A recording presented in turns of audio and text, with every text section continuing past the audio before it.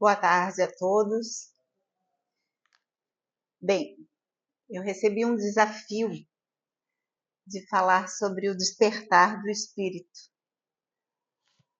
Quando peguei o tema, descobri que era um livro de Joana de Ângeles. E falar os temas de Joana é sempre um desafio, né? Então, obviamente, nós não vamos conseguir trazer tudo aquilo que o livro nos traz. Mas vamos dar uma pincelada, né? Nos temas, para que a gente possa, de repente, até ter vontade de ler o livro, porque ele é muito interessante, é muito importante. Ele é da série psicológica dela e ele nos abre um panorama muito, muito importante e traz uma sequência que eu diria que é como se fosse um manual para a nossa vida se desenrolar até o momento da nossa partida. Ela começa descrevendo o ser humano de uma forma muito atual. Os nossos problemas que a gente vive hoje, na atualidade, ela traz de uma forma muito clara, sabe? Então, ela tem vários temas. A gente vai pincelar alguns, né? Tem um momento que ela fala da busca, que é lá no iniciozinho, né? Vivemos num torvelinho social, excesso de estímulos, correria constante, mas, ao mesmo tempo, profundamente sós, cansados, desanimados, sem sentido. Não é a falta das coisas, é a falta de significado. Então começamos a buscar mais trabalho, mais distração, mais reconhecimento, mas nada preenche o nosso íntimo, porque estamos procurando fora o que se pode ser encontrado dentro. Na doutrina espírita a gente ouve muito isso. A gente tem uma busca incessante, isso aqui é uma descrição bem real do que a humanidade está vivenciando, né? E a gente, sem querer, a gente se vê envolvido nesse ritmo. Até os próprios vícios diários do celular, das informações, a gente quer sempre mais e mais rápido e mais intenso e acaba dando um olhar tão importante para coisas tão banais, que no fim das contas não nos preenche. O grande problema é a gente descobrir quem a gente é, qual a nossa capacidade, o que eu posso fazer, o que é que me preenche, o que eu faço no meu dia a dia que me traz, no final do dia, um sentimento de que eu contribuí com alguma coisa. Porque essas coisas externas, as festas, o trabalho excessivo, às vezes a gente foge até das obrigações da casa para estar na rua, para estar nesse movimento, e começa a faltar sentimento, faltar companhia, faltar um olhar, que são coisas que trazem para a gente benefícios, não só para a nossa vida aqui na Terra nesse momento, mas são as coisas que a gente vai colher lá futuramente, quando a gente retornar para a pátria espiritual. Toda essa busca incessante, esse ritmo acelerado, ele nos adoece. O nosso íntimo vai ficando de uma tal forma que, às vezes, a gente desconta. Tem gente que vai para festas, tem gente que bebe, tem gente que usa das drogas, tem gente que usa do sexo, tem gente que se usa de coisas que a Terra tem e que a gente sabe que não é o caminho. Como se fosse uma recompensa.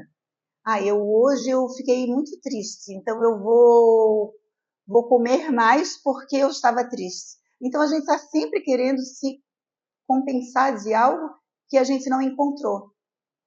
A doutrina espírita, ela nos traz um esclarecimento e a vivência dentro de um centro espírita, quando a gente é trabalhador, a gente percebe que, através de movimentos da caridade, das ações que o Centro Espírita promove, aquelas, o atendimento fraterno, tudo aquilo que a gente se dispõe a fazer, às vezes um passe, como isso fortalece o nosso espírito, como isso dá alegria de viver.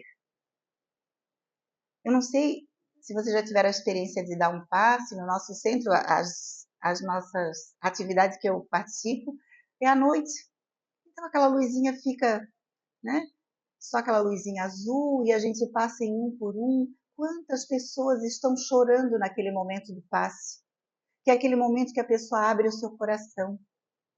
E ali a gente se sente importante, que naquele momento a pessoa quer receber da gente aquela energia. E são coisas que preenchem, são coisas que nos fortalecem. A busca por realização em meio ao vazio existencial. Na correria do dia a dia, muitos perdem-se em atividades, mesmo fazendo tudo certo, um sentimento de vazio persiste. Este é um chamado para refletir sobre as escolhas e a necessidade de um despertar interior, onde a verdadeira essência pode ser revelada e acolhida. A Joana, nesse livro, em vários momentos, ela nos alerta de que quando existem esses sentimentos que persistem, além, é lógico, das coisas que a gente já sabe, se eu tenho um sentimento ou um pensamento que ele se torna persistente, que ele não se dilui, que ele não vai embora, e eu vou e me cobro novamente, aquela ideia vai se cristalizando e aquilo vai fazendo mal. A gente sabe que se a gente vem no centro espírita, se a gente assiste uma palestra, se toma um passe, né? Se utiliza desses recursos, vai melhorando. Mas ela sempre alerta para as terapias, para que se procure um profissional, para que a gente não deixe que essa tristeza, essa angústia, essa falta de objetivo tome conta da nossa vida. A gente sabe que a gente está vivenciando um período muito difícil. O número de suicídios é muito grande, muito grande. A gente, porque não fica sabendo, porque não é noticiado. Mas a gente que está trabalhando com as pessoas, trabalhando com a caridade propriamente dita, a gente sabe o movimento das pessoas que entram na nossa casa e que às vezes se queixam de um familiar que se foi, ou da própria pessoa, dizer que já pensou, que já tentou cometer um ato desse. Então, por isso ela alerta muito para as terapias. Se a gente não pode, que a gente busque em outras entidades que possam ofertar esse tipo de trabalho. Às vezes até mesmo um simples atendimento fraterno. Quantas vezes a gente abre uma janela bonita para uma pessoa que está angustiada e uma possibilidade de mudança?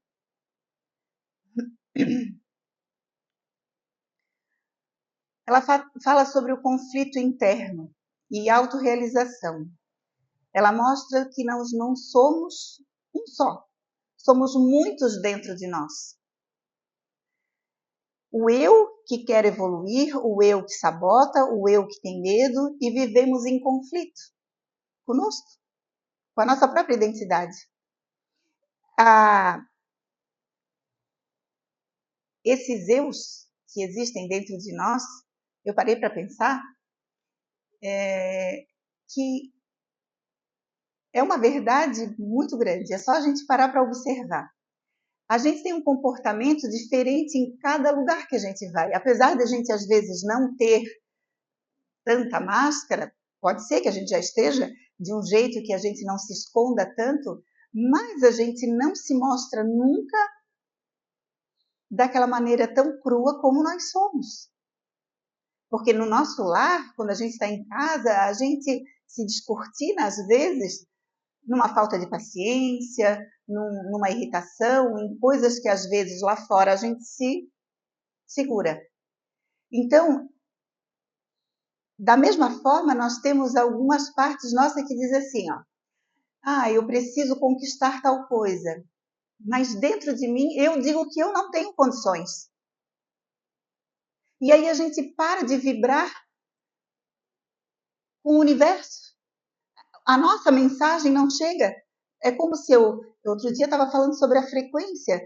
É o meu pensamento, eu peço algo para Deus, eu quero alcançar saúde, estou com problema de saúde, quero muita saúde. Mas aí na hora que eu estou orando, eu penso assim, ó, lá no meu íntimo eu penso assim, mas eu não sou merecedora. Agora, quem que vai me ouvir esse meu pedido? Eu não acredito naquilo que eu estou querendo. É isso que faz a diferença. É nós nos conectarmos e acreditarmos, termos fé naquilo que pedimos.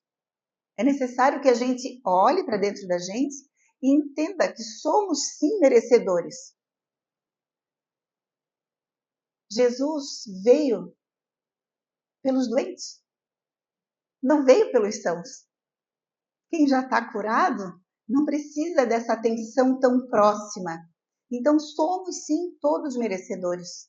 E outro dia mandei uma figurinha para um amigo que eu chamei para fazer uma palestra, e aí no final eu botei uma figura de Jesus escrito assim, um abraço grande de Jesus.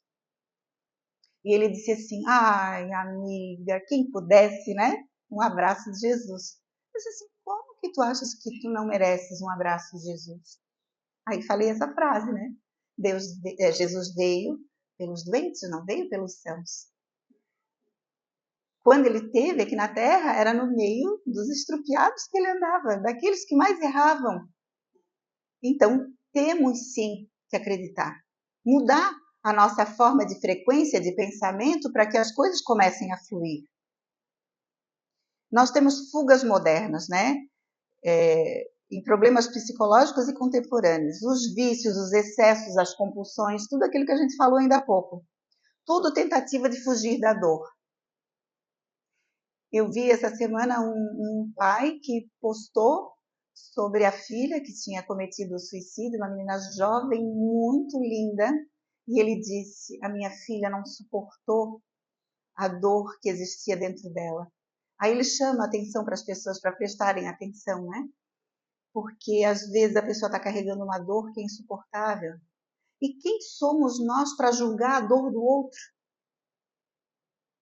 Como que eu posso saber o que vai dentro do coração de cada um de vocês aqui? E nem tampouco vocês sabem o que vai dentro do meu coração e os problemas que a gente carrega. Por isso que Jesus disse, ama o teu próximo. Ama do jeito que ele é. Ama do jeito que for. Seja presente. Sejamos presentes na vida dos outros. Porque na medida que nós olhamos para o outro dessa forma, a nossa vida também se abre. E a gente não vai se perceber sozinho. Vai ter sempre alguém que vai estender a mão para a gente. Existe um conflito interno. Não somos um só. Isso aqui eu já li. Desculpa. Vou repetir. Aí vem o início da nossa libertação. Em Atividades Libertadoras, que tem um título ali que diz isso. Que nos propõe o autoconhecimento, a disciplina, a transformação. E aí começa a virada. Porque se eu começo a saber quem eu sou, eu sei das minhas capacidades, mas aí com verdade, né? É a gente se olhar no espelho e dizer, eu sou capaz de tal coisa. Porque tem coisas que a gente é capaz que a gente nem sabe, porque a gente nunca se deparou frente a frente com aquela situação. A gente é capaz de coisas grandiosas, como a gente pode ser capaz de coisas que não são dignas. A gente não sabe como é que a gente vai reagir diante de determinadas situações. Então, nos conhecermos, saber que a gente tem defeitos, incapacidades. Tem gente que nasce com uma capacidade incrível, por exemplo, para cálculo. Deus faz as contas assim, com a maior facilidade. Outros têm dificuldade. Por que eu vou me esconder porque eu não sei? É assumir. Eu tenho um trabalho para ti, só que necessita de cálculo. Olha, me desculpa, esse trabalho aí eu vou ter dificuldade. Alguém está disposto a me ensinar? Porque a gente pode vencer essa dificuldade. mas nunca vou ser igual àquele fulano que faz tão fácil. Então, saber do nosso íntimo, saber da nossa capacidade, saber daquilo que a gente pode ainda... Porque, assim, nada está impedido para que a gente avance. Basta que a gente queira. Quantas pessoas fazem uma faculdade já na idade madura? E vencem e se autorrealizam. Porque conseguiram vencer aquela dificuldade que existiu uma existência inteira. Lógico, a gente está falando de exemplos, né? Mas é lógico que isso aí se abre num campo que daria para conversar aqui 3 ou 4 dias direto. Aí a gente começa, depois que a gente se autoconhece, a ter disciplina, a ter responsabilidade com os compromissos. E aí a vida da gente começa a mudar, porque não tem como não mudar. Uma pessoa que é responsável, a gente sabe disso, ela vai estar sempre colhendo frutos bons. O mundo vai estar girando do jeitinho dele em volta da gente. Pessoas que não têm disciplina, pessoas que não têm compromisso com os horários, com as coisas. Mas se eu faço a minha parte correta, eu tenho que olhar para mim e dizer assim, olha, tá tudo certo, porque eu fiz a minha parte. E aí a gente começa a se transformar. E a gente vira nesse caminhar, porque isso tudo traz também a questão da experiência. Que às vezes a gente, quando é muito jovem, não enxerga aquilo daquele jeito, e a gente vai se modificando aos pouquinhos, e as coisas vão se encaixando de uma forma melhor. E hoje fiz várias comidinhas para deixar pronto, porque a minha semana vai ser intensa. Aí a minha filha chegou do trabalho, que ela já é casada, e ela veio em casa almoçar, e ela olhou e disse assim, nossa, hoje não é almoço, hoje é banquete, porque eu botei tudo na mesa, né? Eu disse assim, eu acabei de fazer, escolham o que quiserem. Ela assim, mãe, eu ainda quero ter essa capacidade tua de fazer tanta coisa em tão pouco tempo. Disse, vai fazer, vai fazer. Chega uma hora que a gente aprende, pega a experiência, faz as coisas com tanta destreza que as coisas vão se encaminhar, né? É só querer.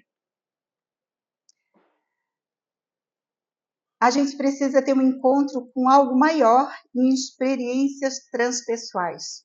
Percebemos que não somos apenas o corpo, porque às vezes a gente pensa que é só o corpo. A gente fica preocupado com a saúde, em fazer exercício, em cuidar da aparência, da saúde, de tudo que o nosso corpo pede, porque enquanto estamos aqui na Terra, várias coisinhas a gente tem que fazer. A gente precisa tomar banho, lavar o cabelo, as mulheres têm que secar o cabelo, né? Eu tenho.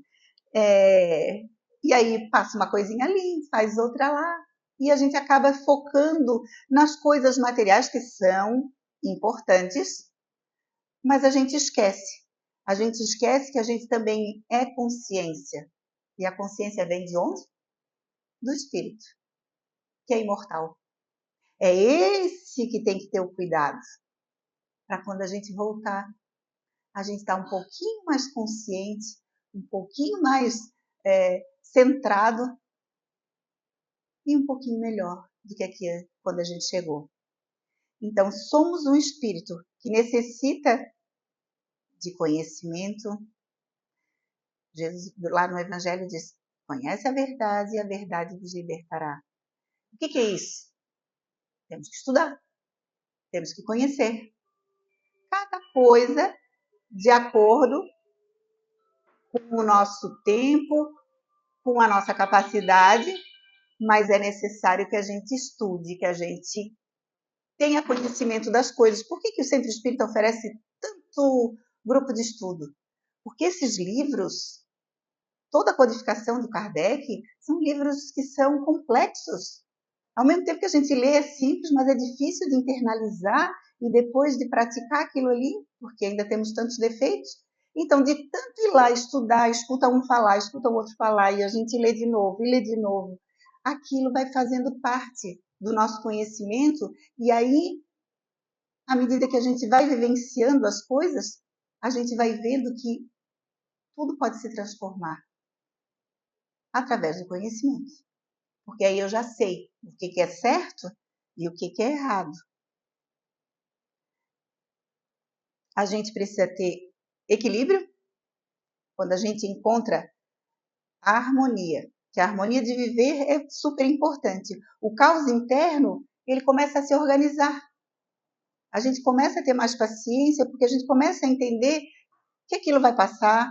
Quando a gente recebe uma notícia muito ruim, no primeiro momento, a gente fica, às vezes, sem chão, ou a gente fica nervoso, a gente fica com vontade de gritar, ou de brigar. E aí a gente dá uns 5 minutos para que aquilo se sente dentro da gente, serene. Ai, não, isso aqui eu vou fazer assim, eu vou fazer assado. Se a gente começa a amadurecer, a gente começa a fazer esse processo. E vai chegar um dia em que as coisas vão vir e não vão mais causar esse incômodo na gente. A gente já vai estar sabendo como fazer. Temos dores e sentimentos tumultuados, como culpa, vergonha, medo, falta de amor. E aí está o núcleo desses problemas nossos, né? Temos desafios afligentes, que é o desespero. E aí começa a vir uma parte que é a parte final do livro, que vem o medo da velhice, que a gente pensa que não vai ficar velho. Enquanto a gente está bem, a gente pensa que não vai ficar velho. É uma coisa bem incrível. A gente tem tido essa experiência lá em casa, porque a gente está com os pais em idade longeva. Meu pai tem 92 anos, minha mãe 87, e a gente tá fazendo os cálculos, né, da nossa idade em relação a eles, e a gente está percebendo que chega para todo mundo, né? Chega para todo mundo. A luta pela vida, porque a gente tem medo da velhice, porque a gente não quer envelhecer e não quer partir. E a gente luta pela vida, que está certo lutar pela vida, porque enquanto a gente está aqui, está aprendendo. Aí, depois de tudo isso, vem a pergunta, né? E agora, o que a gente faz? E aí vem uma parte final, que nós não vamos alongar muito, porque o tempo está acabando, mas que é uma parte bem importante. Vem uma parte da autorrealização, não como teoria, mas como experiência. Se autorrealizar é importante para tudo isso que a gente falou. Precisamos ter coisas que a gente faça e que nos dê um prazer de dizer assim, eu faço isso, isso é bom para mim. Eu gosto de fazer isso, né? A vitória sobre a morte, porque nós não estudamos isso.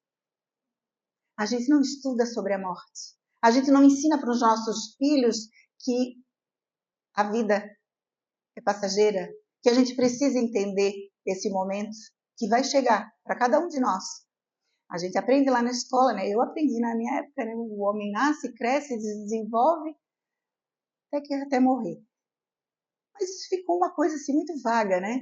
O que seria isso? O que seria essa volta? Então, a gente começa a perceber, à medida que vai estudando sobre isso, que a gente nunca esteve ameaçado. A gente tem medo, porque parece que é uma ameaça, essa questão da morte. O corpo muda, graças a Deus, a gente envelhece, porque é misericórdia divina. Aquele rostinho firme começa a derreter, as ruguinhas aparecem. Nas mulheres a menopausa chega e esse processo ele é bem assim, muito, muito forte para as mulheres. Para os homens vem de uma forma mais gradual. Os homens ficam bonitões de cabelo branco, né? E as mulheres a pintar o cabelo, né? E a gente fugindo de tudo. Mas é que a gente precisa se desligar da terra. E a velhice faz isso. Faz com que a gente comece a sentir dor, incômodo, o corpo vai ficando mais pesado, é para que a gente possa se desligar daqui. Mas a vida continua. E quando esse medo acaba, a gente não tem mais medo de voltar. Se perguntasse para o Chico ou para o Divaldo, eles falavam, meu Deus, eu quero é voltar, né? Porque a gente se livra desse corpo pesado aqui da Terra, por toda essa turbulência que existe aqui. Só que a gente quer estar aqui. Porque isso faz parte do nosso instinto de sobrevivência. A gente precisa estar aqui. A gente precisa também ter amor às coisas que a Terra oferece para que a gente possa se manter aqui. Senão as coisas não vão andar, né? E aí a gente descobre que saúde não é só corpo funcionando, é quando sua mente silencia, seu corpo se acalma, sua alma encontra espaço. Não é só quando a gente está saudável. do corpo físico. A saúde tem que ser a mental, a do espírito, a do pensamento, aquilo que vem do espírito. Quantas pessoas doentes a gente olha e estão cheias de vida, cheias de esperança, cheias de muita alegria e de muita energia. Né? E às vezes a gente nem entende como que a pessoa consegue. Mas é isso, não tenho medo. Né?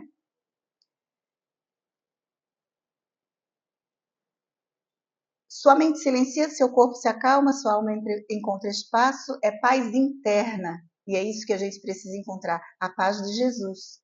Não aquela paz que o mundo terreno nos oferece. A autorrealização. Talvez essa seja a mais difícil. O espírito é arquiteto seguro do próprio destino, por meio das condutas que se impõem.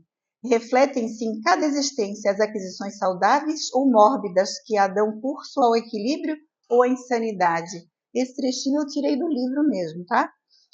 E ela alerta para a necessidade da terapia especializada novamente lá no final, para que a gente alcance todas essas coisas. E a paz, não a paz ideal, mas a paz possível, aquela que existe mesmo quando há problemas, quando há desafios, quando há dor, porque agora existe compreensão.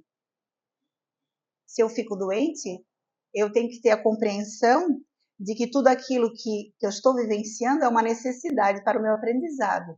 Passa a ser diferente a minha maneira de encarar a doença. Então, nada disso vai funcionar se a gente ficar só na teoria. O despertar acontece em pequenas escolhas, quando você se observa, quando você não reage automaticamente, quando você perdoa, quando você respira antes de responder. Não é sobre perfeição que a gente está falando. Nós ainda não alcançamos esse patamar. É sobre consciência. Termos domínio de tudo o que está ao nosso entorno. Quando temos consciência, temos domínio. Eu vou só, bem rapidinho, só ler um pedacinho do livro aqui. É a última parte do livro que ela diz assim: vencer as sombras densas para alcançar a luz, libertar-se das doenças e dos transtornos psicológicos, alargar a percepção da realidade saindo da estreiteza dos limites em que se encarcera, diluir barreiras do pensamento pessimista em favor do idealismo altruísta. Eis a saga esplendorosa que deve ser encetada por todos os seres humanos que nascem como princípio inteligente e atingem a glória solar em êxtase de autorrealização e paz. Que a gente alcance um pedacinho do que esse livro nos propõe. A gente já vai estar caminhando para frente, né? Essa é a intenção. Muito obrigada pela atenção de todos.